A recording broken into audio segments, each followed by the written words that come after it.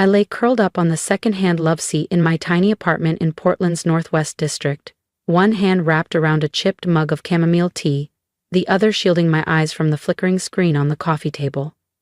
My phone lit up like a distress beacon. Calls from Dad, Mom, even Julian, my older brother.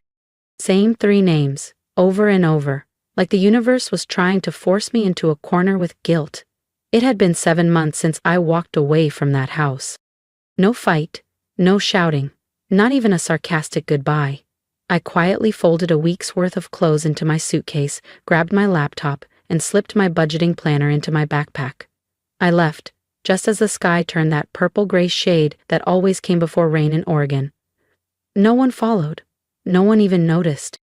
They never thought I'd really leave, because I was Nina, the dependable one, the daughter who paid off the overdue rent without complaint, the sister who covered Julian's car repair so he could focus on his music. For nearly 12 years I had been the financial spine of that household, the invisible glue holding together bad decisions, missed deadlines, and broken promises. I used to think that was love, that stepping up meant I mattered.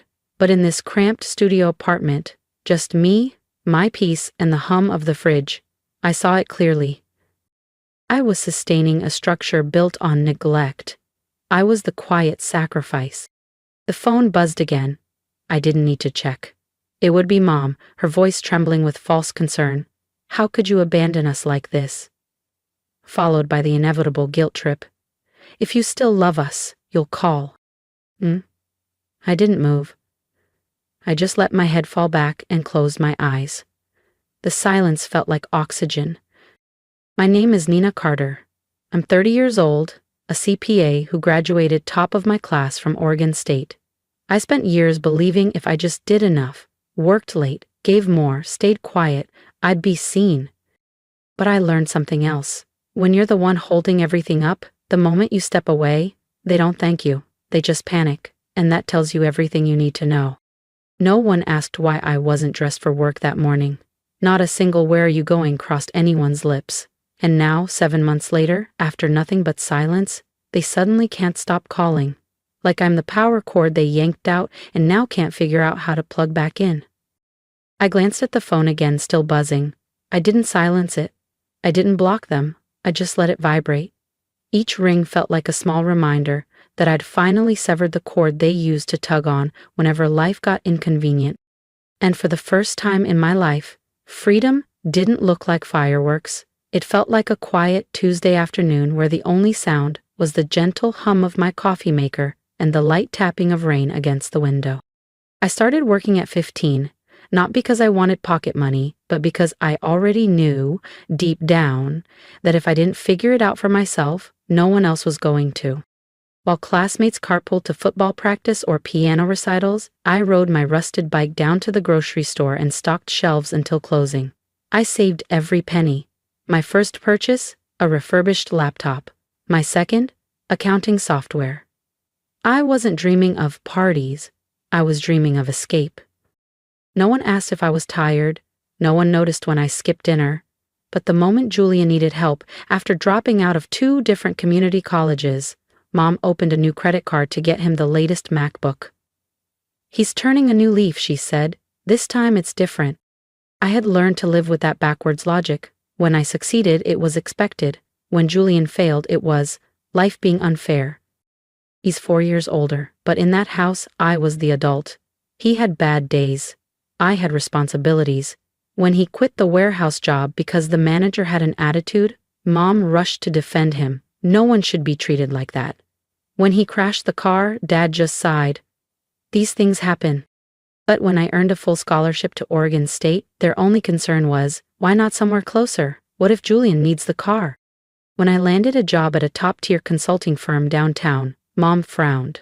So, who's going to help with errands now? I couldn't remember the last time they said, we're proud of you. Maybe they never did. I was never a daughter. I was a utility, a walking bank account with a quiet voice. I kept telling myself I was helping, that families should have each other's backs. But every time I came home after grinding through 70-hour weeks at the firm, I'd find Julian sprawled out on the living room couch, controller in hand, his feet propped on the coffee table like he owned the place. Mom would be stirring a pot of his favorite soup, humming along to her old records. Dad would be sipping his coffee, launching into the same story for the 100th time about how his son won an elementary school art contest and showed such promise. I'm not heartless. I cared. I really did. But what I can't do anymore is exist in a world where my consistency is ignored and his chaos is celebrated.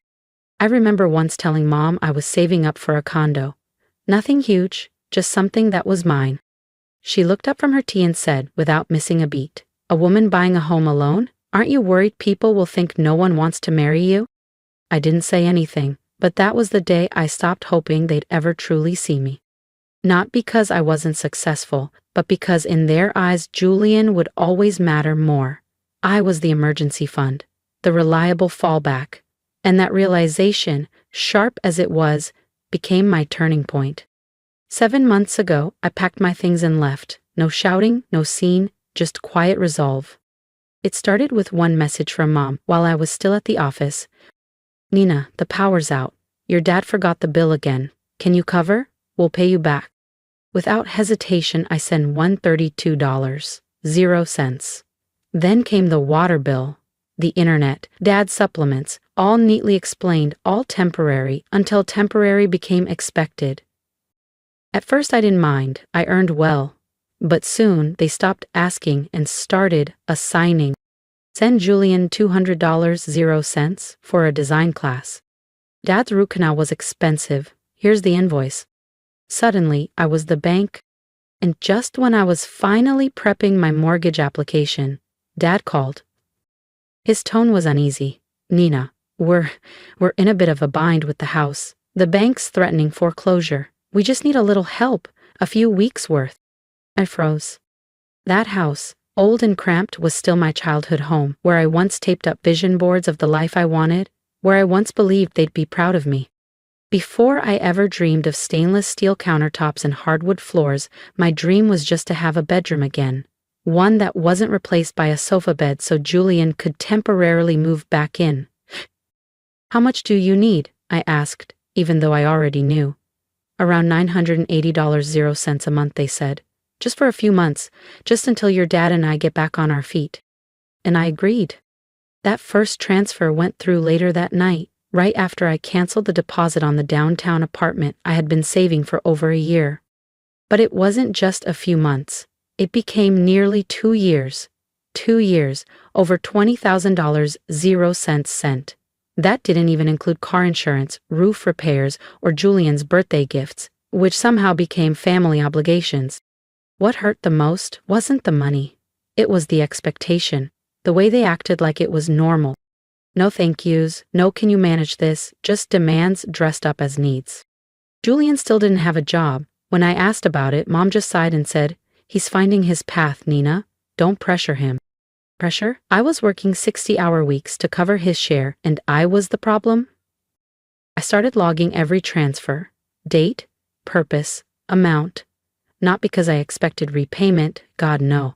I just needed proof that I wasn't crazy, that this wasn't how it was supposed to be. But even when I tried to back away, another message always came. "Dad's meds are overdue. The water heater's acting up again. Julian might need art supplies soon. Can you check in?" So I'd send it. Again. And slowly I stopped checking my own accounts in the morning because seeing the near-empty balance made me feel like I was suffocating. I was living off frozen dumplings and clearance canned goods, skipping haircuts and pushing back dental visits so Julian could have a fully stocked fridge and a leak-free roof for his creative space. Then one night, at a corner store 2 blocks from my apartment, I opened my wallet and couldn't afford a gallon of milk. That was the moment it clicked. I wasn't being strong, I was being drained. I used to believe love meant sacrifice. But now, I knew sacrifice without reciprocation isn't love. It's slow destruction. And the only way to stop drowning was to let go of the ones pulling me under. That Sunday it was drizzling. I had just finished a brutal 10-hour shift. My body ached for a hot shower. Instead, I stopped at the store, grabbed groceries, drove 40 minutes, like I had for 2 years. I walked into the house. I stepped into the kitchen, arms full of groceries, salmon, fresh greens, a few frozen meals. As I set them on the counter, Mom appeared, not with a hug or hello, but with that familiar edge in her voice. "Nina, we need to talk." Before I could even exhale, she folded her arms, her tone already laced with guilt and accusation. "We've talked about this. What you're sending each month, it's no longer enough." I paused, blinking. "Not enough?" Dad stepped in from the living room, his voice slow and grave like he was announcing a natural disaster. "You live alone, you make good money. Meanwhile, we're barely keeping things together here. Don't you think that's a little unfair?" I stared at the two people who raised me, now standing in front of me like I was a resource to be managed, not a daughter to be supported. I kept my voice calm, even though my chest was on fire. "I've paid your mortgage for almost 2 years. I've covered utilities, medical expenses, roof repairs, and you're telling me it's still not enough?" From the couch, Julian stretched and muttered, "It's not like you're hurting. What's wrong with sharing a little?" I turned to face him, locking eyes with the 32-year-old who had never paid a single bill in his life. "Sharing goes both ways, Julian," I said, voice like ice. "You've only ever taken." Mom snapped. "That's enough, Nina. You're being disrespectful." I inhaled deeply. I'd heard that line before, more times than I could count. That phrase had always been her shield, her way to silence me. "I'm disrespectful for pointing out the truth?" I asked, my voice tight, trembling but strong. Mom's jaw clenched, her lips forming that thin line I had grown up learning to read. That look of wounded martyrdom. And then, the dagger. "If it's such a burden, then go, walk out that door. And don't come back." Time froze. She didn't realize how often I'd replayed that sentence in my head. But now I had nothing left to prove. No one stopped me. No one begged me to stay. I looked at them all, at Julian scrolling through his phone like nothing had happened, and I dropped the last bag onto the table. Didn't unpack, didn't fill the fridge. "All right," I said, soft as silk, sharp as glass. "If that's how you feel, I hear you." I turned and walked out. No one followed, no one called my name. Just Julian's voice fading behind me. So dramatic. But I didn't turn back. The rain poured down, soaking my hair, my sleeves, my shoes. But I felt free. For the first time in years, I felt weightless. Not because I had nothing, but because I had finally let them go. And I didn't drive straight back to my tiny apartment. If you've ever had to walk away to find your peace, hit subscribe, because Nina's story isn't over and what she does next will change everything. I pulled into a quiet gas station just off Burnside, the kind with one flickering light and a vending machine that probably hadn't worked in years. I opened my contacts list, scrolled past Mom, Dad, and Julian. My thumb hovered for a moment, then I tapped lock. I sat there in silence. I didn't know what the fallout would be. Couldn't predict the storm that would hit once they realized their personal ATM had gone offline. But there was one thing I finally understood. I wasn't going back.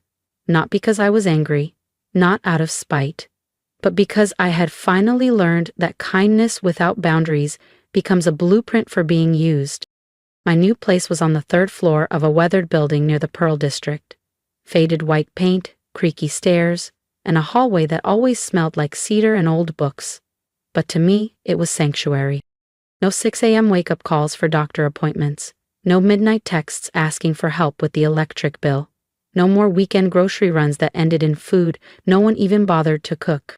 I moved in with 2 suitcases and a thrifted blanket, but the freedom?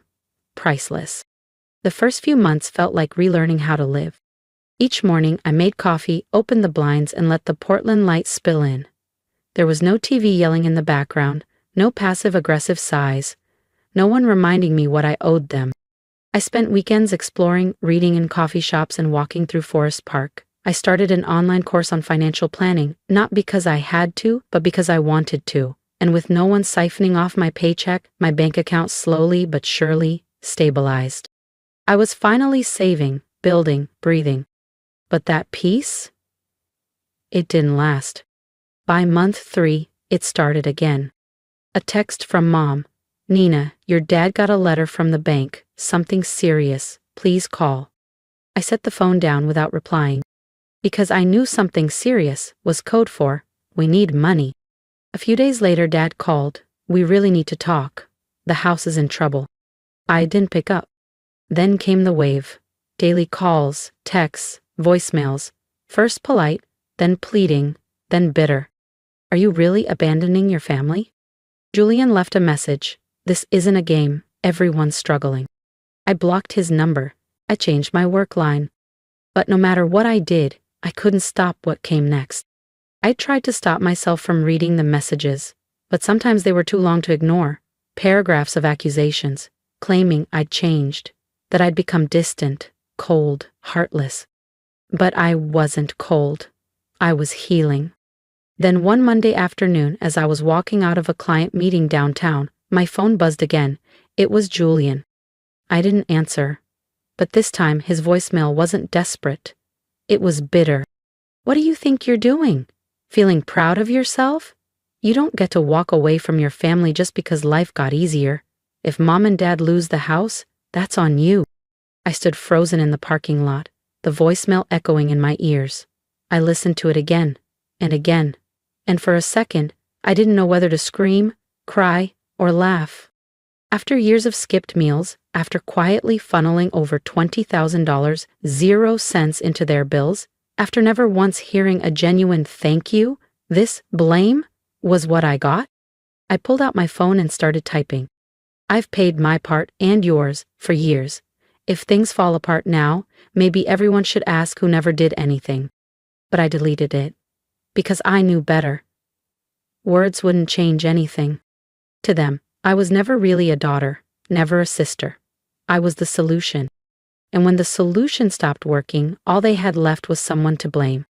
I slipped my phone into my coat pocket and continued walking through the golden glow of the Portland sidewalk. Autumn leaves rustled around my ankles.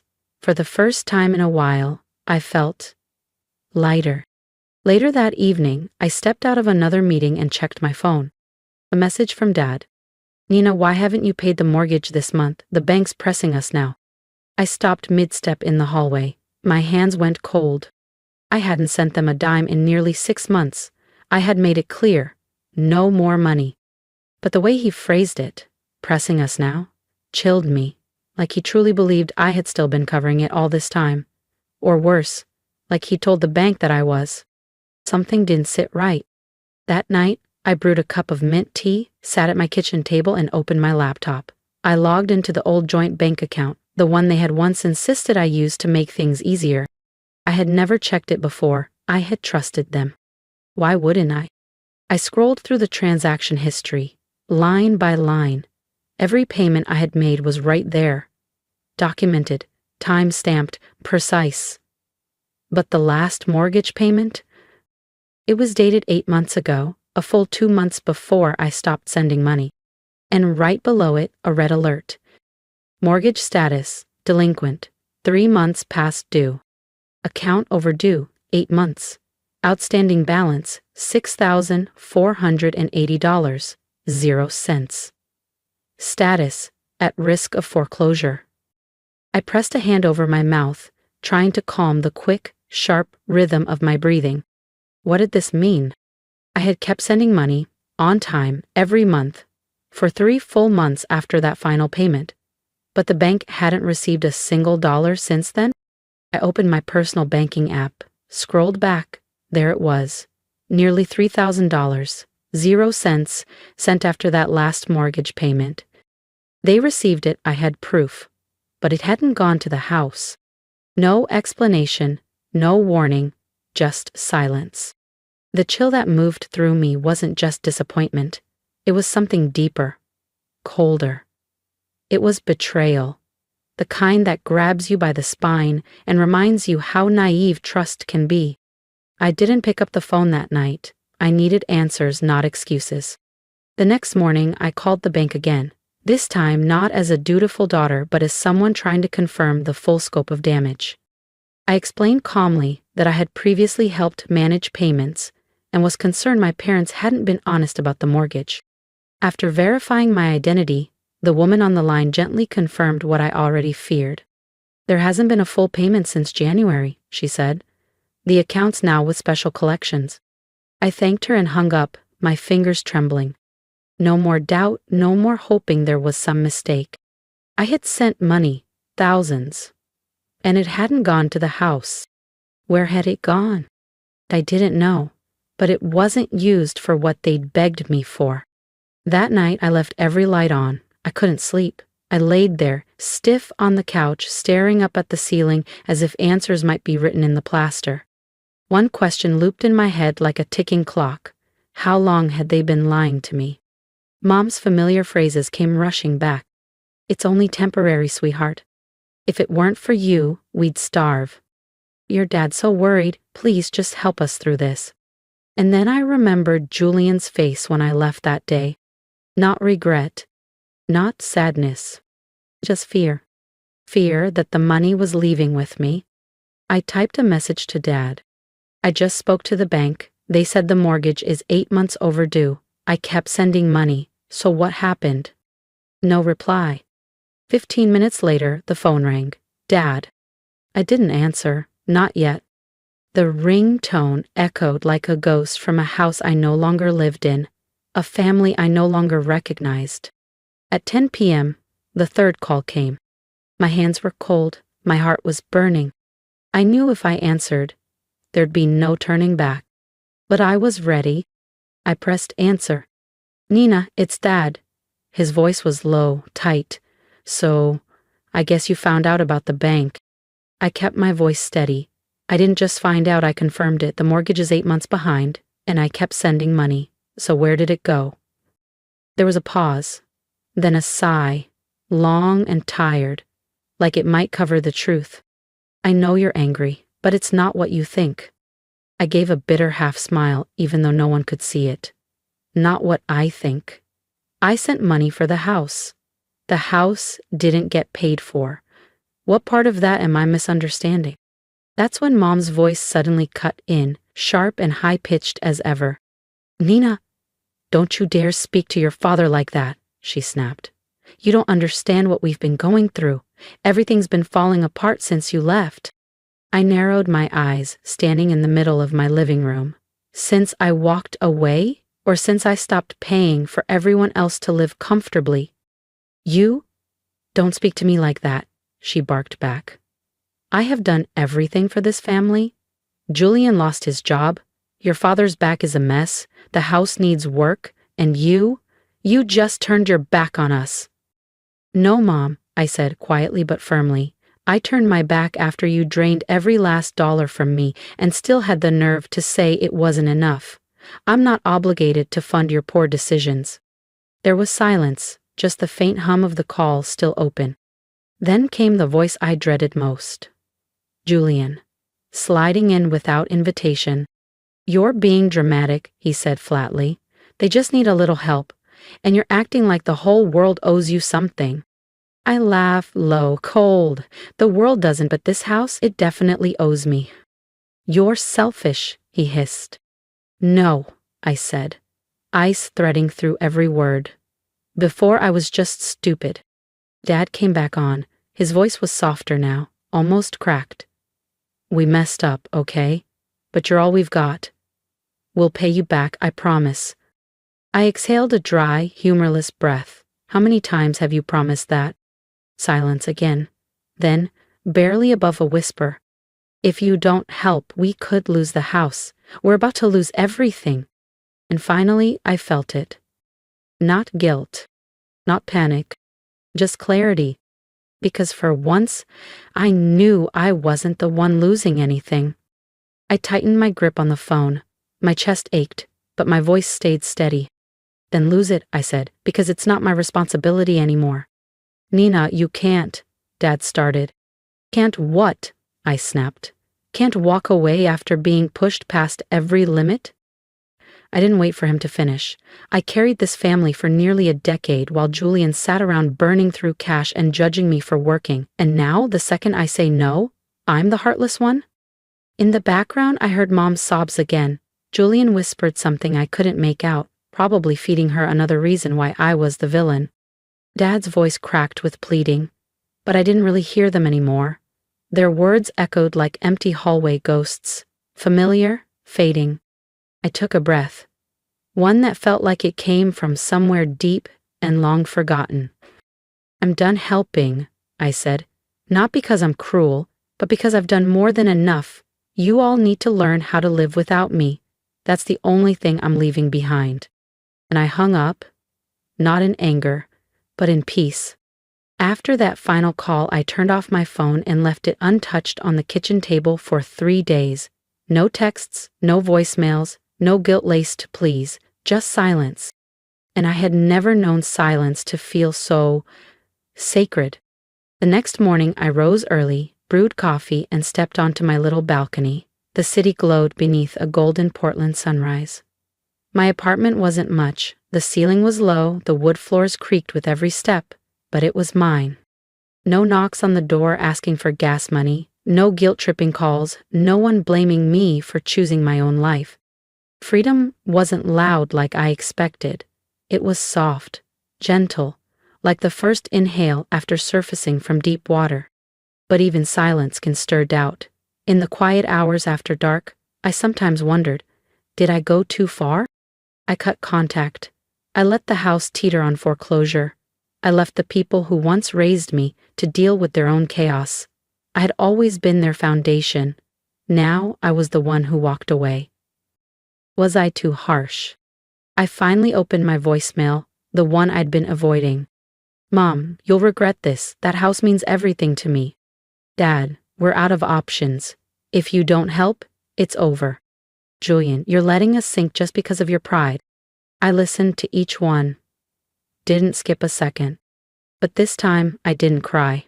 I just felt tired, exhausted. They always knew how to make me doubt myself, not with violence, but with guilt. You are the pride of this family. We'd be lost without you. But that pride, that love, it never sounded like thank you. It wasn't pride they held onto, it was a shield, one they used to cover their mistakes. Every time they didn't want to take responsibility, they'd throw out the same lines.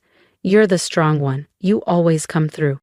I thought about the nights I stayed up past midnight crunching numbers for clients, only to wake up to Julian sneering that I didn't know how to live in the moment. I remembered canceling the one vacation I had planned all year because Mom texted me that they were short on rent again. And I'll never forget the look on her face when I finally told her I was tired. Not sympathy, not concern, just that quiet, icy disappointment, like I'd failed her for having needs of my own. I walked into my bedroom, sat on the edge of the bed, and ran my fingers across the fraying edge of an old quilt from college. And the question returned, what if they really do lose the house? What if one day I get a call saying they have nowhere to go? Would I feel guilty? I'm the reason they stayed afloat for almost 10 years. That doesn't just disappear because I stopped helping 6 months ago. But guilt? Guilt doesn't need facts. It just creeps in, quiet and sharp. Maybe I wasn't the perfect daughter. Maybe I was too firm. But if I hadn't drawn the line, I'd be sitting here with an empty wallet and a hollow heart. I'm not telling this story for applause. I'm not asking anyone to say I was right. I just want to understand. To know if anyone else has felt like this, shouldering a family's entire weight, being called ungrateful for saying no once. Has anyone else been labeled cold for finally choosing peace? And if you're still here, I genuinely want to ask, did I do the right thing? I chose to live for myself, but is there a cost I haven't seen yet? I don't know. But maybe you do. Maybe your message, your story, your honesty can remind me I'm not the only one. If you've made it this far, thank you for listening. Thank you for sitting with my story. I never thought I'd have to choose between loyalty and peace, between being the backbone of my family and finally standing up for myself. But I did. And I'm still learning how to live with that choice. So now I turn to you. Not for validation, but for connection. Have you ever had to walk away from the people you thought would always be there? Have you ever been called cold just for setting boundaries? Please share your thoughts below, not just for me, but for anyone else reading who may be quietly carrying the same weight. What would you have done if you were in my shoes? What advice would you give to someone torn between love and self-preservation? And, if you believe in the power of reclaiming your worth, hit that subscribe button, because this journey is far from over.